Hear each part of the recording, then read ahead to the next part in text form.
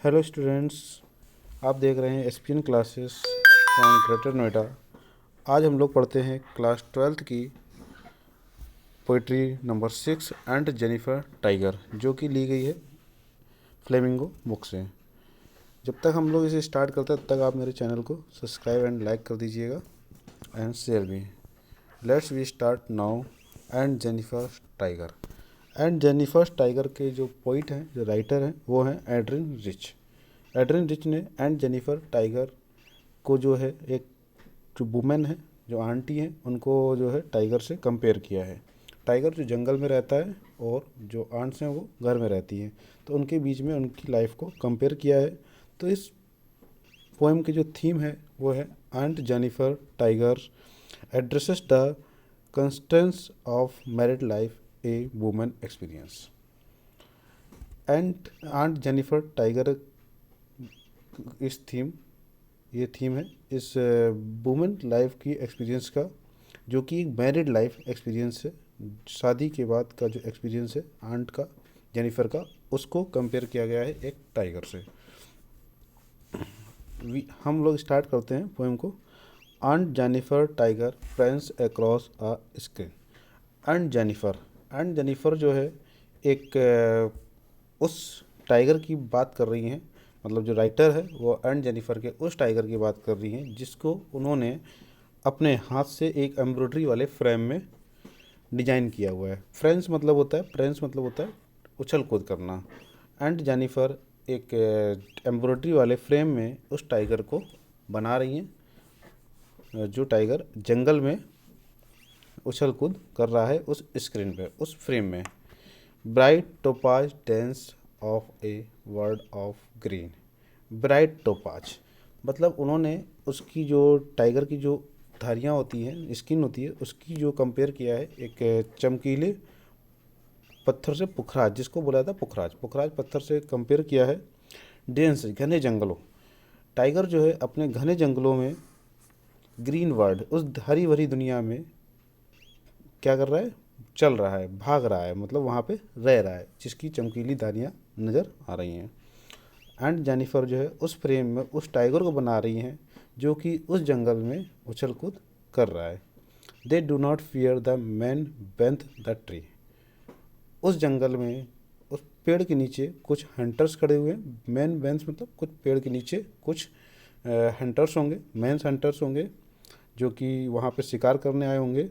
लेकिन बिना डरे वो टाइगर वहाँ पे क्या कर रहा है, खड़ा हुआ है, वहाँ पे मूव कर रहा है। They pace slack slowly certain. वो पीस इन स्लिक मतलब होता है गति। वो अपने जो पंजे होते हैं, उनके गद्देदार पंजे होते हैं, उनसे वो क्या कर रहा है, मूव कर रहा है सर्टन, कि बिना डरे किसी को, मतलब वो किसी भी व्यक्ति से बिना डरे वहाँ पे मूव कर रहा है, वहाँ से भाग रहा है, उस जंगल में चल रहा है। Next paragraph. And Jennifer fingering floating through her पोल।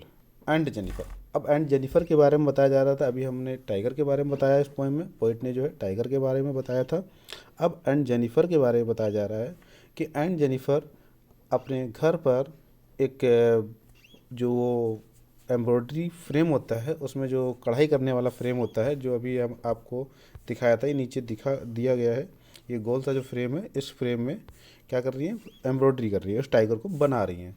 उनकी जो उंगलियां हैं, उंगलियां क्या कर रही, फ्लोटिंग, उंगलियां फड़फड़ा नहीं, मतलब कहाँ पर रही हैं उंगलियां, उस बोल वाले कपड़े में डालने के लिए उंगलियां क्या फड़फड़ा रही है, मतलब काँप रही हैं। Find even the ivory needle hard to pull. वो अपने हाथों से उस आइवरी निडल मतलब होता है हाथी दंत की जो सुई बनाई जाती थी पहले हाथ के दांतों की, उससे कढ़ाई की जाती थी। उस कढ़ाई मतलब उसको एम्ब्रॉयडरी में, उस कपड़े में डालने, उसको दबाव दे रही हैं, मतलब कढ़ाई करने के लिए प्रेस कर रही हैं, लेकिन वो उसको निकाल नहीं पा रही हैं, और उनका हाथ जो है क्या कर रहा है, काँप रहा है, फ्लोटिंग कर रहा है। क्यों कर रहा है, क्योंकि the massive weight of uncle's wedding band. उनके हाथ में मेसिसिव वेट मतलब भारी वजन, भारी वजन का मतलब कह सकते हो कि उनके हाथों में जो अंकल की जो मैरिड लाइफ की जो रिंग है, जिस जो जि, जिसके कारण वो उनके ऊपर बहुत सारे कह सकते हो कि प्रेशर है, उनकी जिम्मेदारियां, उन जिम्मेदारियों से क्या है, घिरी हुई हैं, जिम्मेदारियों का वजन उनके ऊपर है, जो कि अंकल की वेडिंग के बाद उनके ऊपर आ गई थी। हर एक लेडी के पास शादी के बाद उसके ऊपर एक जिम्मेदारियां आ जाती हैं, वैसे ही इनके पास भी एक जिम्मेदारी आ गई थी आंटी की, आंट जेनिफर के ऊपर। Sit heavenly upon aunt Jennifer hand, जो कि आंट जेनिफर के हैंड में अभी भी है, और वो उसी वेट के कारण, उसी उंगलियों के वेट के कारण जो है उस निडल को निकाल नहीं पा रही हैं, उसमें कढ़ाई नहीं कर पाए, क्योंकि वो हो सकता है एंड जेनिफर जो मैरिज एक्सपीरियंस हो वो अच्छा नहीं रहा हो, और वो जो उनके हस्बैंड हैं अंकल, वो हो सकता है कि उनको देखते ही डांटने लगे, चिल्लाने लगे, जैसा होता है कि जो मैरिज के बाद जो गर्ल्स होती है, वुमेन जो है एक जिम्मेदारियों में बंध जाती हैं, वो अपने मनचाही चीज़ें नहीं कर पाते। तो आंट जेनिफर हैं, वो जो है अपने उनका जो प्रोफेशन है कढ़ाई करना, वो उनको अच्छा लगता है, जो कि हो सकता है चोरी छिपे कर रही हो, और उन्हें इस चीज़ का डर हो कि शायद अंकल आ जाए और उनको देखें और डांट लगाते हैं। तो इसी वजह से वो जो है उसको करने की कोशिश कर रही हैं, लेकिन वो नहीं कर पा रही, उसी जिम्मेदारियों के वजन के नीचे दबी हुई है। Next paragraph, when aunt is dead, बोला गया है जब आंट की डेड हो जाएगी, एंड जेनिफर की मृत्यु हो जाएगी, ही टेरिफाइड हैंड विल बी लाई, उनके डरे हुए हाथ अभी भी, जो उनके डरे हुए हाथ हैं, जो एंड जेनिफर के जो आज हाथ काँप रहे थे, वो हाथ तब भी स्टिल रिंग्ड विद ऑर्डर्स सी वास मास्टर्ड बाय, अभी भी उस बोझ के नीचे दबे होंगे, उस जिम्मेदारियों के नीचे दबे होंगे जो अंकल के साथ उन्होंने एक्सपीरियंस शेयर किया, जो अंकल के साथ जो मैरिज के बाद उनका बंधन है, जो बंधे हुए हैं, जो जिम्मेदारियां हैं, उसके लिए आज भी अभी भी वो उसमें बंधी हुई हैं, वो उनके हाथ डरे हुए वहाँ पे होंगे।